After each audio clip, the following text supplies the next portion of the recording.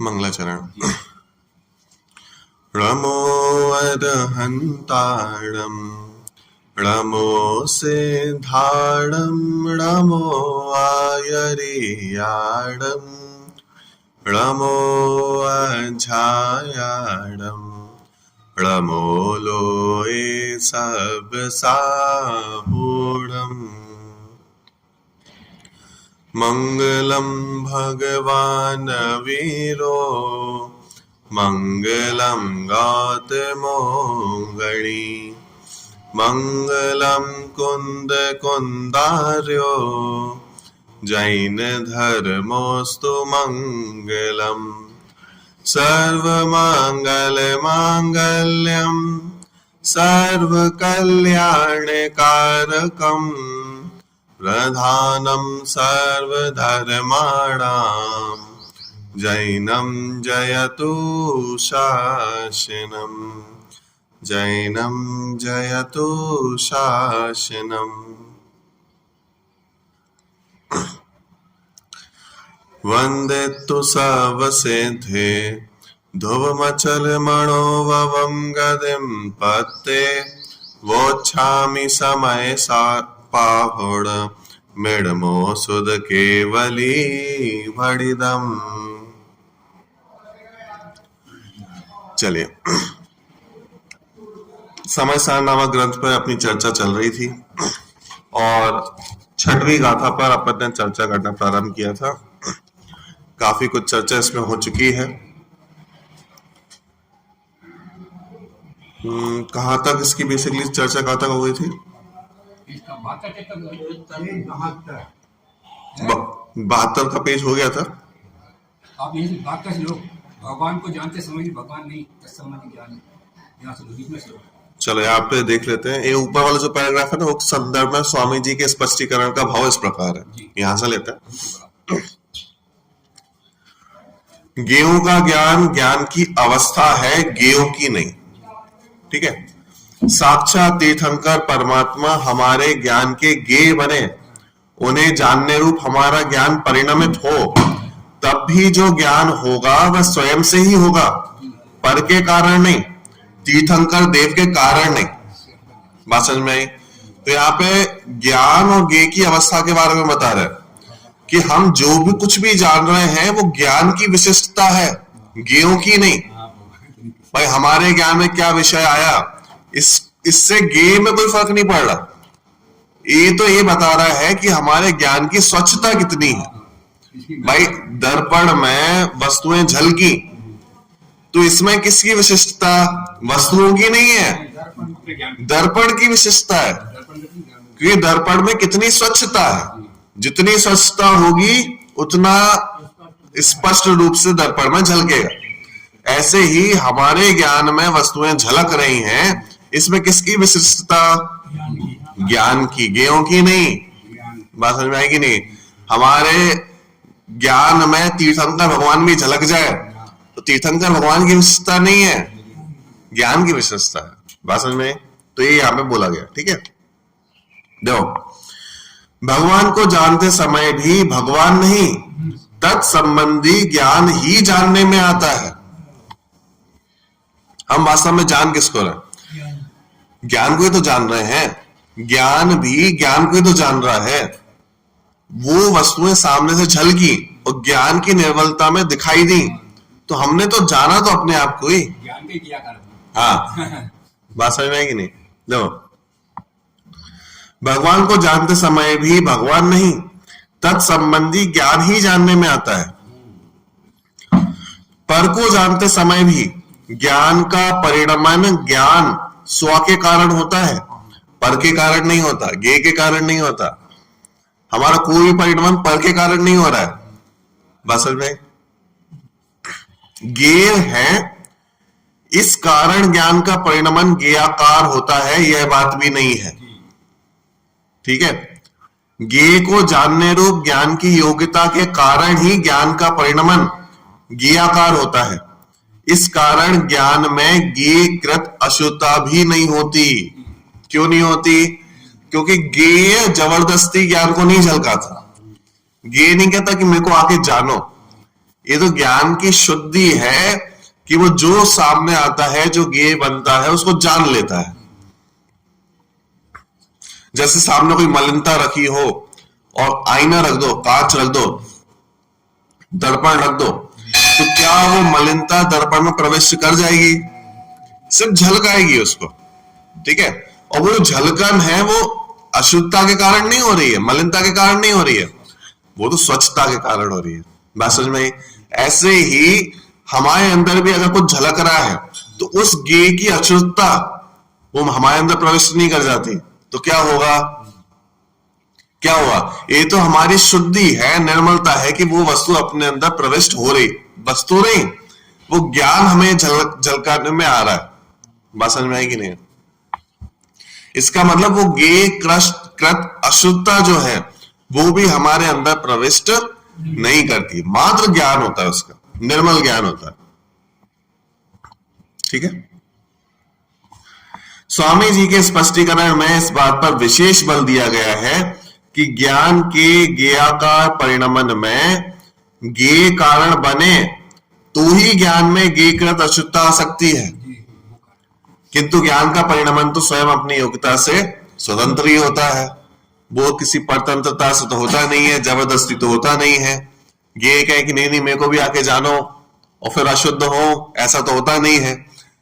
ये अपना अलग काम कर रहा है, ज्ञान अपना अलग काम कर रहा है, इसलिए ज्ञेय कृत अशुद्धता नहीं आती।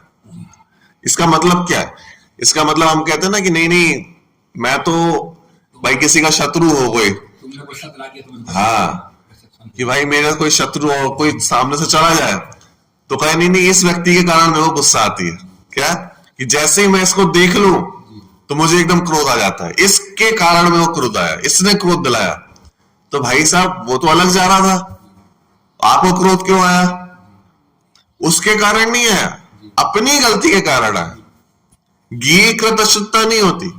सामने ज्ञेय खड़ा हो, अगर ज्ञेय कृत अशुद्धता होती हो तो सबको होनी चाहिए थी, एक जैसी होनी चाहिए थी। एक जैसी क्यों नहीं होती? वो व्यक्ति तो 10 लोगों के सामने से जा रहा है तो सब 10 लोगों को गुस्सा आना चाहिए था, सबको तो नहीं आता। सबको अपने अपने हिसाब से अलग अलग फीलिंग्स होती है।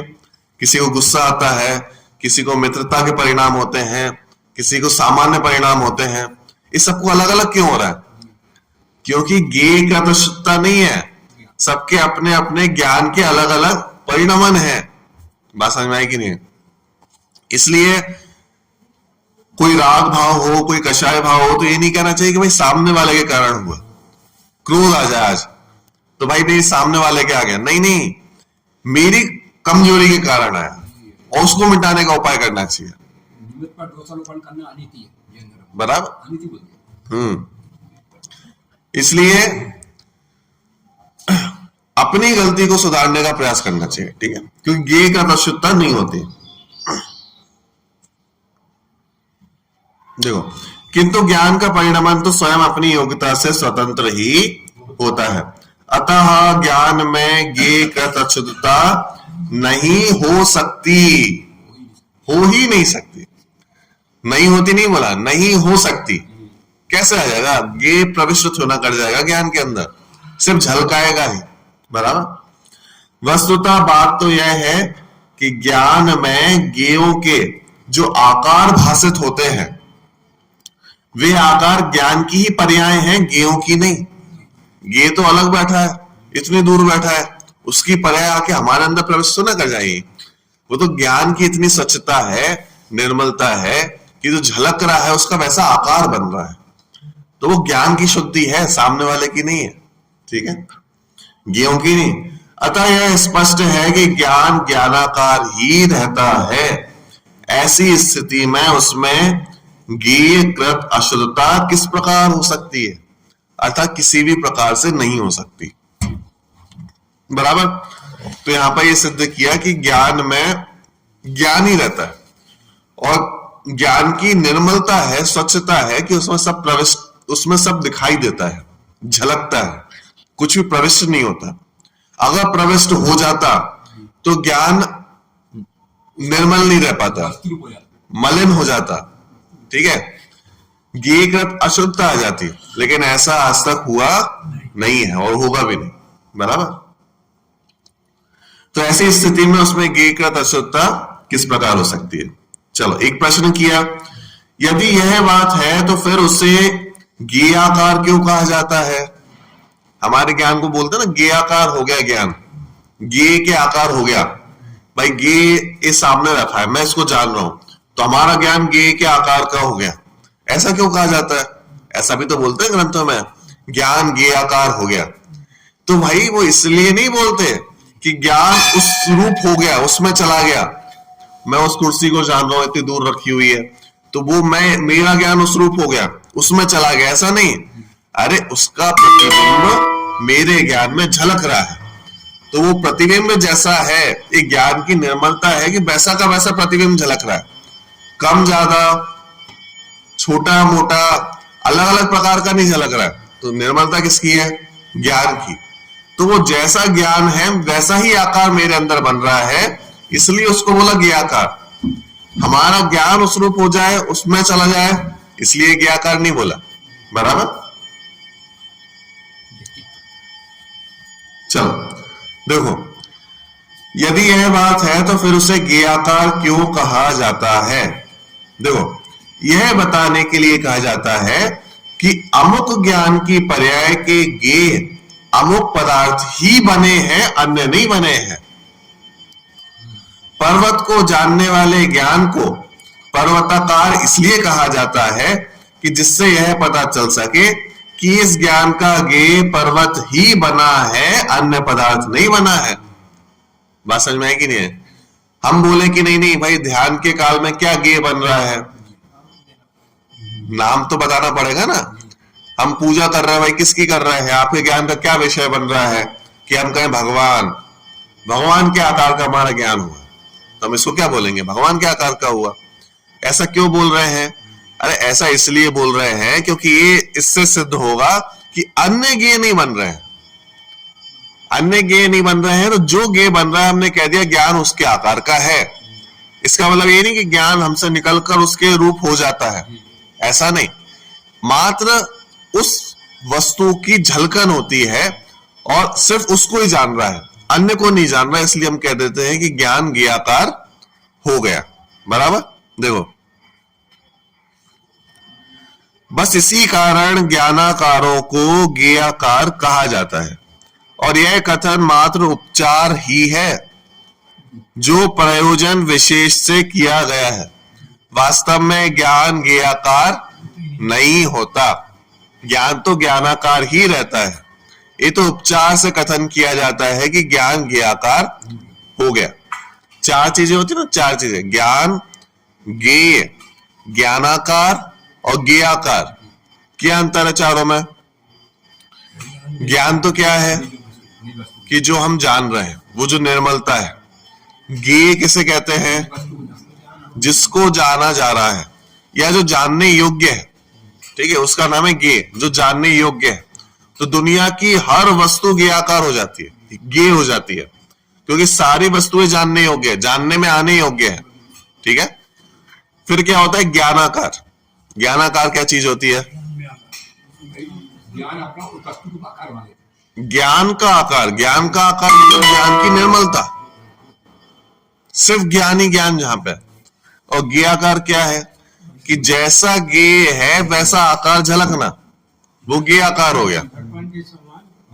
हाँ, बराबर, ठीक है।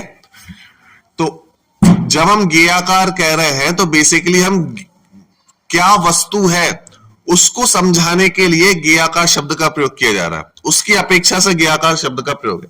और जब ज्ञानाकार बोला जा रहा है तो ज्ञानाकार ज्ञान की निर्मलता को बतलाने के लिए बोला जा रहा है कि ज्ञान में इतनी निर्मलता है कि वो सभी वस्तुओं को एक साथ झलका सके, वो वस्तु उसमें आ सके, वो निर्मलता है उसके अंदर।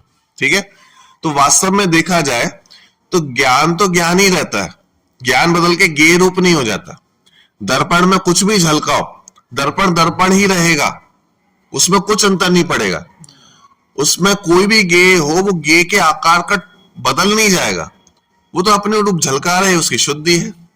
तो हाँ, अगर निर्मलता की अपेक्षा से देखें, सब भिन्न है, तो अपन कहेंगे कि दर्पण दर्पण रूप ही है, उसमें कुछ अंतर नहीं आया। लेकिन उसमें 10 चीजें झलक रही हैं, और हमें बताना है कि क्या क्या झलक रहा है, अन्य नहीं झलक रहा, तो हम क्या कहेंगे कि देखो दर्पण इसके रूप हो गया, दर्पण में झलक रहा है ना, दर्पण में हाथी झलक रहा है, देखो हाथी, हम हाथी बोल देंगे उसे, ठीक है, ये तो हाथी है, हाथी रूप हो गया। क्यों बोल रहे हैं? ये समझाने के लिए कि इसमें कुछ और नहीं झलक रहा है, और ये ज्ञान की निर्मलता ही है, दर्पण की निर्मलता है, स्वच्छता है। बात समझ में? ऐसे ही ज्ञान में भी जब कुछ झलक रहा है तो ज्ञान की शुद्धि है, वो निर्मलता है, स्वच्छता है, इसलिए झलक रहा है। इसलिए उसको बोला ज्ञानाकार। कुछ भी झलकते हुए भी ज्ञान ज्ञान ही रह रहा है, और कुछ नहीं हो रहा। बात समझ में? सामान्य गुण पढ़ते हैं, हाँ उसमें उसमें ताकत है झलकाने की, और आप में ताकत है झलक जा, हाँ बराबर। प्रमेयत्व गुण है ना, एक प्रमेयत्व गुण। तो प्रमेयत्व गुण के कारण हर वस्तु में एक शक्ति है कि वो किसी ना किसी ज्ञान का विषय बनेगा, बनती है। और जीव में एक शक्ति है जिससे वो सब कुछ जान सकता है। बात समझ में? तो एक प्रमेयत्व नाम की शक्ति भी है, जानने की शक्ति भी है, और जानने में आने की शक्ति भी है, दोनों ही शक्तियां हैं। बराबर। चलो, इसलिए हम ज्ञान को ज्ञानाकार ही कहते हैं जनरली, ज्ञेयाकार नहीं कहते, क्योंकि ज्ञान ज्ञेयाकार नहीं होता। उस ज्ञान की निर्मलता है कि वो ज्ञानाकार ही रह पा रहा है, ठीक है। तो ज्ञेयाकार क्यों बोला? ये तो उपचार से समझाने के लिए बोला जा रहा है, वास्तव में ज्ञान ज्ञेयाकार होता ही नहीं। नहीं होता। बराबर। देखो, बस इसी कारण ज्ञानाकारों को ज्ञेयाकार कहा जाता है, कहा जाता है। और यह कथन मात्र उपचार ही है जो प्रयोजन विशेष से किया गया है, ठीक है। वास्तविक इसको नहीं मानना चाहिए, ठीक है। फिर प्रश्न होगा, भाई साहब आप तो कुछ भी कहें, पर भगवान आत्मा का ज्ञायक नाम तो ज्ञेयों को जानने के कारण ही पड़ा है ना। भाई साहब मान ही नहीं रहा शिष्य। अब क्या कह रहा है कि भगवान आत्मा को ज्ञायक भी तो कहा जाता है, एक ज्ञायक शब्द है ना, तो सब जगह प्रयोग किया जाता है, ज्ञायक हूं मैं। तो ज्ञायक का अर्थ क्या है? कि वो कह हो जाएगा, प्रश्न लगा दिया गे हो जाएगा। हाँ, उसने समझाया, भाई साहब तर्क कर रहा है, वो भी तार्किक है, स्वाध्यायी है, तो क्या कर रहा है? ज्ञायक किसका ना? जो भी हो जाएगा, या पता लाती नहीं। जो जाने उसका नाम, जो किसके पास ज्ञान है, जो ज्ञेयों को जान रहा है, उसका नाम ज्ञायक है। और आप तो हर जगह इसका प्रयोग करते ही हो। तो भाई साहब ज्ञायक शब्द भी ज्ञेयों को जानने के कारण ही पड़ा है, और आप कह रहे हो कि नहीं नहीं हम तो ज्ञेयाकार नहीं बोलेंगे, हम तो ज्ञानाकार ही बोलेंगे। तो उसने प्रश्न खड़ा किया कि ज्ञायक शब्द तो बोलते हो आप, तो ऐसा कैसे? बराबर। देखो देखो प्रश्न फिर से, आप कुछ भी कहें, पर भगवान आत्मा का ज्ञायक नाम ज्ञेयों को जानने के कारण ही पड़ा है ना। देखो, हाँ यह बात सही है, पर ज्ञायक भाव स्वयं भी तो एक ज्ञेय है।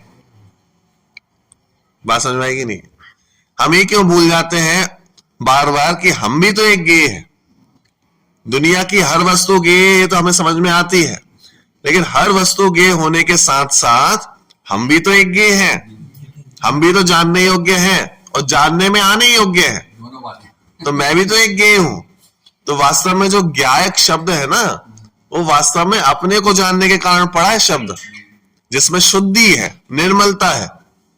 देखो, अतः एकांत से यह कैसे कहा जा सकता है कि पर ज्ञेयों के जानने के कारण ही आत्मा का नाम ज्ञायक पड़ा है। बराबर। स्वज्ञेय को जानने के कारण भी तो उसे ज्ञायक ही कहा जाएगा। इस बात को आचार्य देव ने दीपक का उदाहरण देकर स्पष्ट किया है। देखो, जैसे दीपक होता है ना, दीपक क्या करता है? भाई साहब प्रकाशित करता है। तो हम जैसे दीपक को बोलें तो हमें क्या लगता है कि दीपक ने क्या प्रकाशित किया? इसको प्रकाशित किया, उसको प्रकाशित किया। मैंने एक कमरे में दीपक रख दिया, अंधेरे कमरे में, तो क्या प्रकाशित होगा?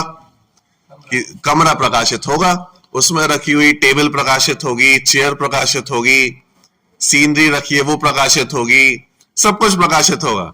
लेकिन ध्यान कहां नहीं जाता, क्या प्रकाशित हो रहा है? कि दीपक स्वयं को भी तो प्रकाशित कर रहा है। दीपक अगर स्वयं को प्रकाशित नहीं करता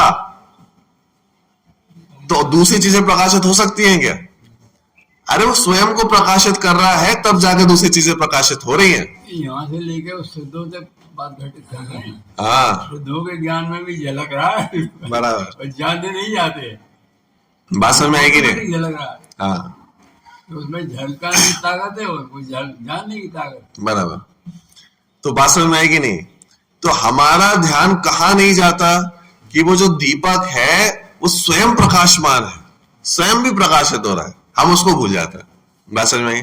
ऐसे ही जब ज्ञायक बोला कि भाई साहब ज्ञायक क्या, कि जो ज्ञेयों को जाने, तो ज्ञेयों को जाने मतलब क्या कि भाई साहब इसको भी जाने, इसको भी जाने, शरीर को भी जाने, लेकिन किसको भूल जाते हैं कि स्वयं भी तो ज्ञेय हैं, हम स्वयं को भी तो जान रहे हैं।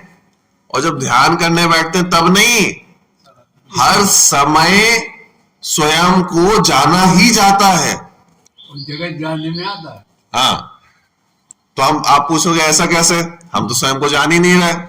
अरे ऐसा कोई भी क्षण नहीं है जब आप तो स्वयं को जाने नहीं। क्यों? क्योंकि जो ज्ञान स्वयं से ही निकले, तो वो कहां से निकला? वो जानने वाला ज्ञान को तो जान ही रहा है, जानने वाला जानने की प्रोसेस को तो जान ही रहा है, और जहां से निकल रहा है कि मैं जान रहा हूं, इस बात को भी तो जान ही रहे हैं। बिना इस बात को जाने कि मैं जान रहा हूं, सामने को कैसे जानेंगे? वो एक अनुभूति तो सतत चल रही है अंदर। भाई समझ में आई कि नहीं? बस इस बात में विश्वास नहीं कि मैं जानने वाला। बात समझ में आई? इसलिए दीपक स्वयं को भी प्रकाशित करता है, पर को भी प्रकाशित करता है। ठीक है, ऐसे ही जो हमारा ज्ञान है ये पर को तो प्रकाशित कर ही रहा है, लेकिन साथ ही साथ अपने आप को भी प्रकाशित कर रहा है। अगर अपने आप को प्रकाशित नहीं करता, ज्ञान अपने आप को भी प्रकाशित नहीं करता, तो सामने वाले को भी नहीं कर सकता था। ये मिलते ही नहीं तो। हाँ, बात समझ में आई? देखो यह बात सही है, पर ज्ञायक भाव स्वयं भी तो एक ज्ञेय है।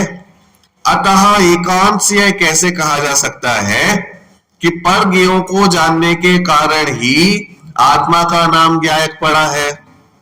बराबर, स्वज्ञेय को जानने के कारण भी तो उसे ज्ञायक ही कहा जाएगा।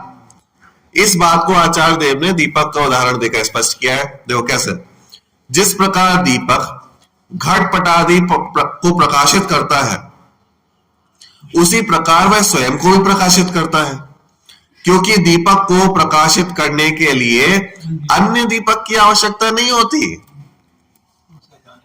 बात समझ में आएगी नहीं? भाई ऐसा नहीं है कि भाई दीपक, एक अंधेरे कमरे में दीपक जल रहा है तो उसको देखने के लिए हमें दूसरा दीपक लेके जाना पड़े। भाई किसी व्यक्ति ने अपने बच्चे से बोला कि जाओ देख के आओ दीपक जल रहा है कि नहीं जल रहा, तो उसने क्या किया, एक दूसरा दीपक जलाया और उसको लेके कमरे में जाता है देखने के लिए कि दीपक जल रहा है कि नहीं जल रहा। अब बोलो उसने सच्चा काम किया कि नहीं किया? कि भाई दीपक जल रहा है कि नहीं जल रहा, इसके लिए दूसरा दीपक लिए आवश्यकता नहीं है, वो स्वयं प्रकाशमान है। बराबर, ऐसे ही देखो, हाँ, दीपक को प्रकाशित करने के लिए अन्य दीपक की आवश्यकता नहीं होती। मात्र पर को प्रकाशित करने के कारण ही उसे दीपक नहीं कहा जाता, अपितु स्वयं को प्रकाशित करने के कारण भी वह दीपक ही है। दीपक का मतलब क्या? जो जले, जो दीपित करे। दीपक का मतलब क्या होता है? जो दीपित करे, दीप करे। ठीक है, जो प्रकाश करे।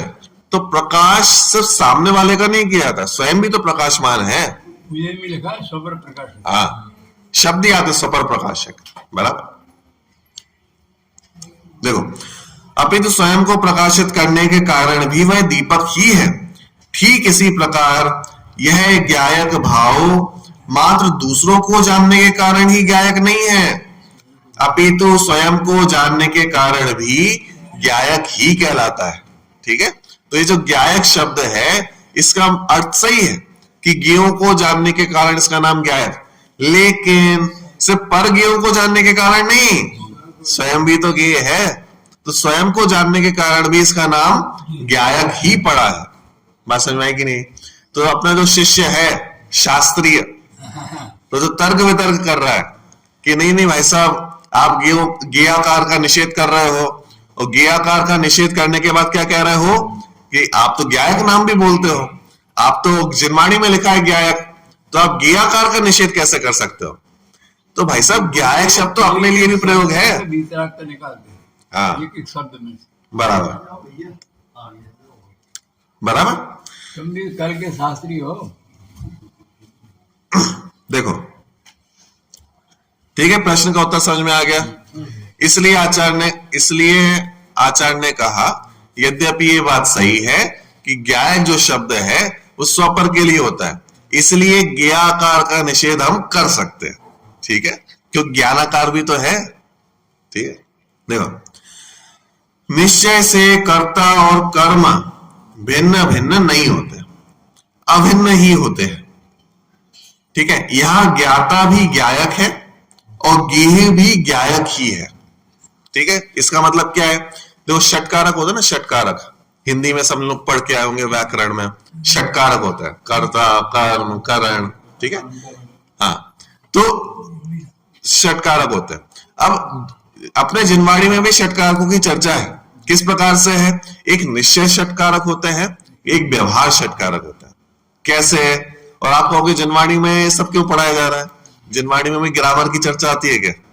कि नहीं नहीं, जिनवाणी में जब किसी को प्रश्न हो, क्या प्रश्न हो कि भाई जगत काम कैसे कर रहा है, जगत का कर्ता कौन है, ये विश्व चल कैसे रहा है, इसको चलाने वाला कौन है, हर वस्तुओं का निमित्त कारण कौन है, उपादान कारण कौन है, तो मैं जो कर रहा हूं वो कैसे कर रहा हूं। तो इन सब प्रश्नों पे एक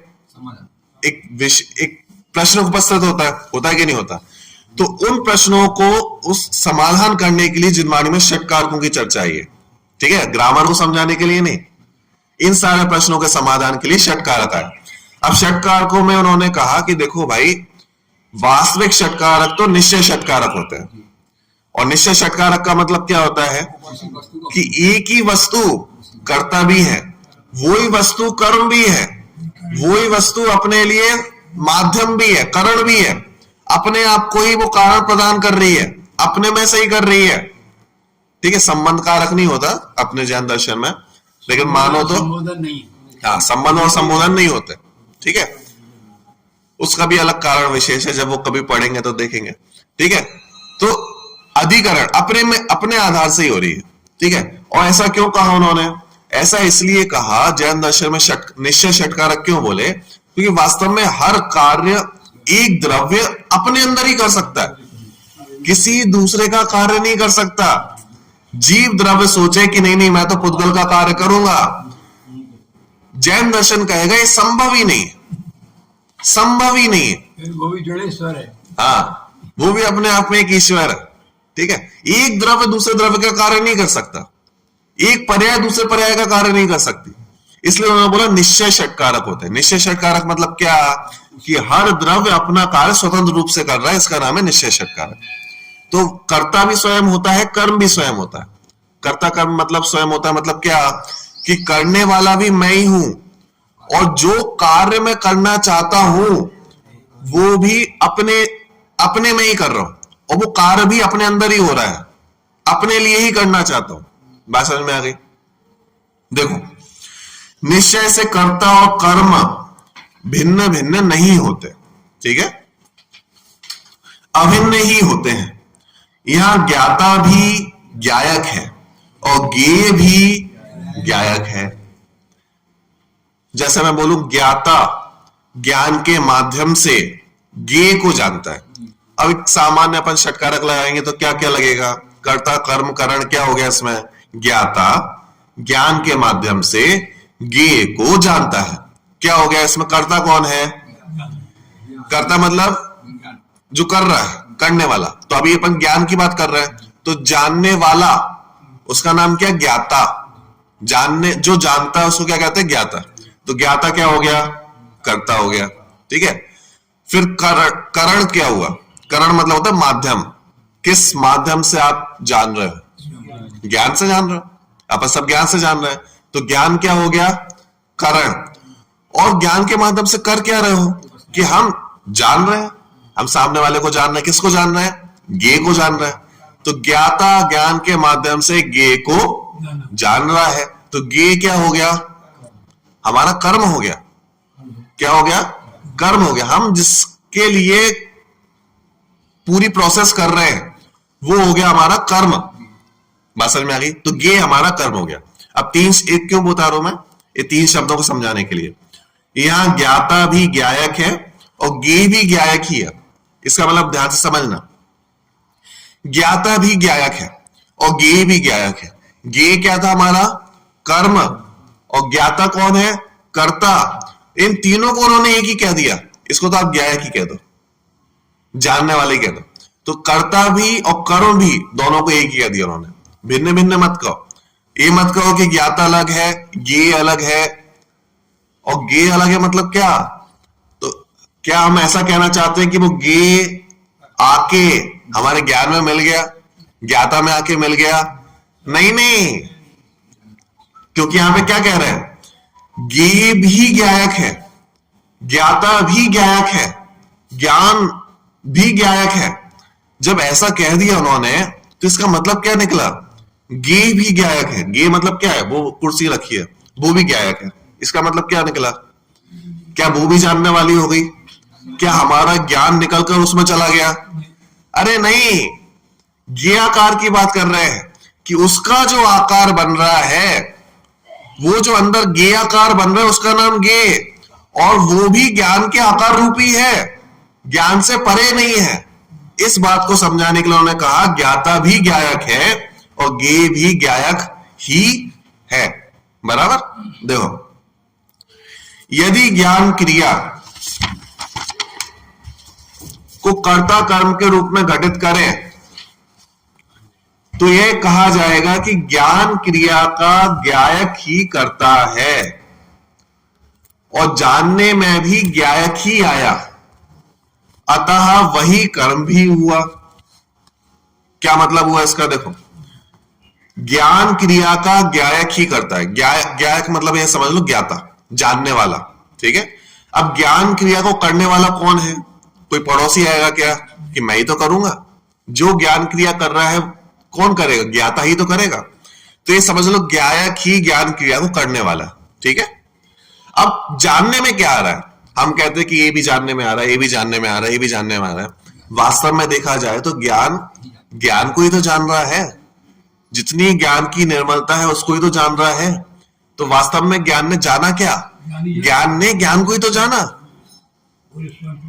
हमारा ज्ञान हमसे निकलकर उस वस्तु में थोड़ा ना चला गया, उस वस्तु को थोड़ा ना जान रहा है। वो तो बस उसकी इमेज बनी हमारे ज्ञान के अंदर। तो हमने जाना क्या? अपने ज्ञान को ही तो जाना। मतलब जानने वाला भी मैं, ज्ञान की क्रिया करने वाला भी मैं, और जो गे बन रहे हैं वो भी मेरे अंदर ही। तो पूरी प्रोसेस हुई कहां पे? बाहर हुई क्या? सब अंदर ही तो हुई। इसलिए आचार्य ने कहा ज्ञायक भी मैं, ज्ञान भी मैं, गे भी मैं। बात समझ में आई? देखो फिर से देखो इसको, ज्ञान क्रिया को ज्ञायक ही करता है और जानने में भी ज्ञायक ही आया। ठीक है? जानने, इसका मतलब ये समझ लो, इसलिए ज्ञाकार का निषेध कर रहे हैं। जानने में भी मैं ही आया, वस्तु नहीं आई।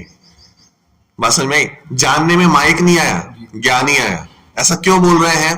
क्योंकि हमारे ज्ञान में बस उसकी एक इमेज बना, उसका एक चित्र बना, बस प्रतिबिंब बना। तो ये तो हमारे ज्ञान की स्वच्छता है, निर्मलता है। बात समझ में आई कि नहीं? दो, अतः वही कर्म भी हुआ। इस प्रकार यह कर्ता कर्म की अनन्यता के कारण ज्ञेय और ज्ञाता दोनों एक ज्ञायक भाव ही रहा। अनन्यता मतलब क्या होता है? अन्य अन्य नहीं होना, अनन्यता, एक रूपता। तो यहां पे ज्ञाता, ज्ञान, ज्ञेय, इनकी अनन्यता सिद्ध करी उन्होंने। ठीक है? क्योंकि आत्मा अनुभव में भी ज्ञायक रूप से ही ज्ञात होता है, जानने के स्वभाव वाले के रूप में ही ज्ञात होता है, अन्य रूप में ज्ञात नहीं होता।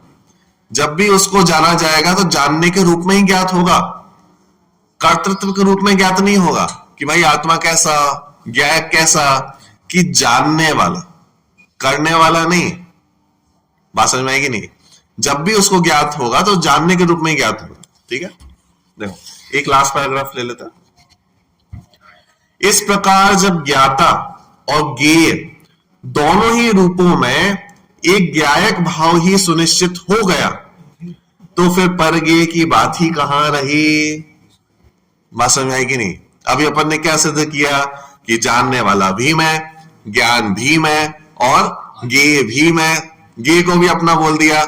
जब पूरी क्रिया में, पूरी प्रक्रिया में मैं ही हूं तो पर की बात ही कहां से आ गई? पर की बात ही क्यों करते हो? और जब पर की बात ही नहीं करते तो ज्ञेयाकार कहां से आ जाएंगे? जब ज्ञेयाकार नहीं हुए तो फिर सिद्ध हो जाएगा कि सब लास्ट में बचा क्या? सिर्फ ज्ञानाकार ही बचा।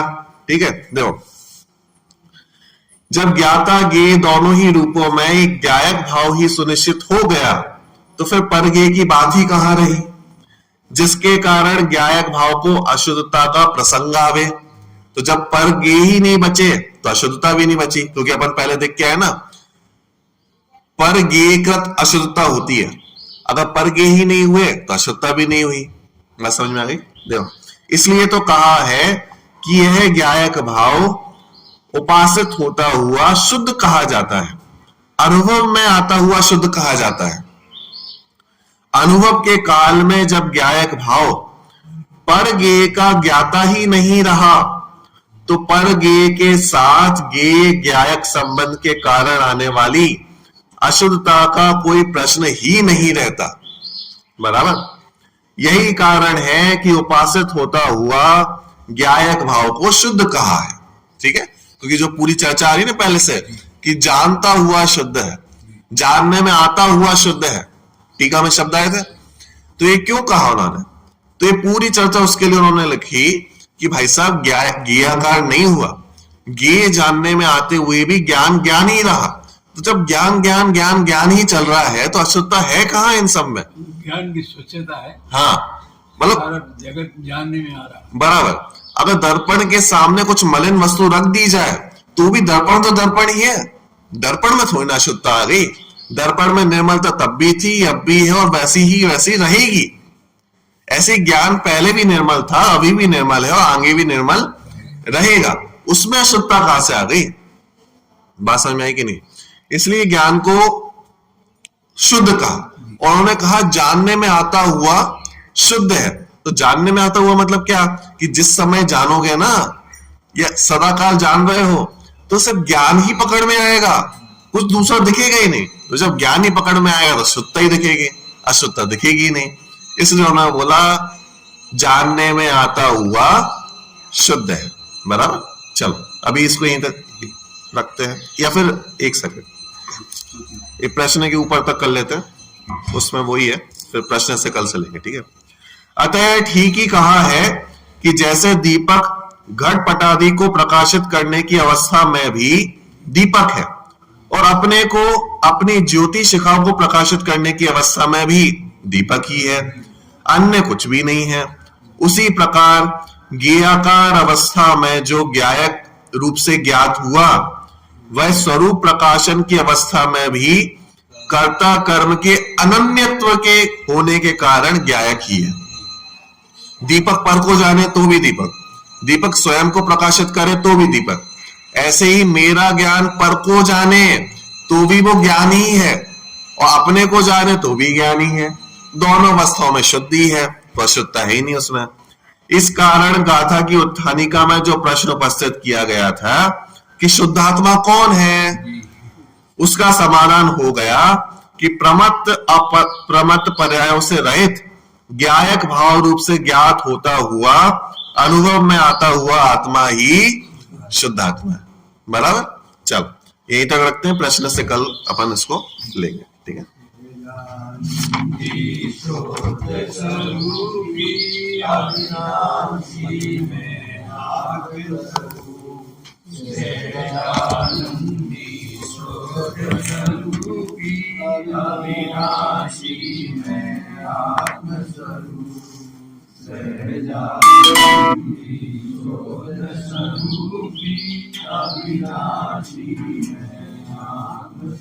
स्तुति नंबर 15। शांति सुधाकर साई जिंदवाणी वस्तु स्वरूप बताए जिन वाणी।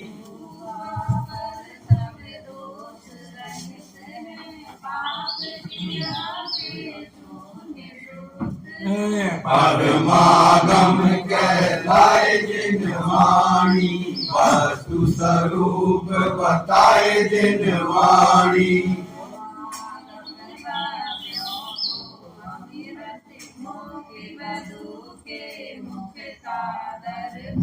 भव सागर से तारे जिन वाणी, वस्तु स्वरूप बताए जिन वाणी।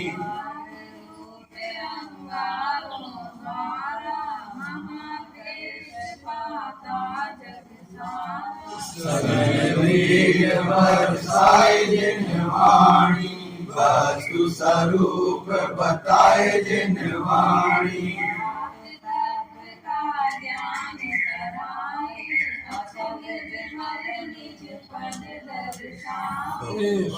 सागर लहराए जिन वाणी, वस्तु स्वरूप बताए जिन वाणी। ज्ञान से सूझे लोकालो वाणी। गुरु गिनवाणी माता की, गीता मई जय धर्म की।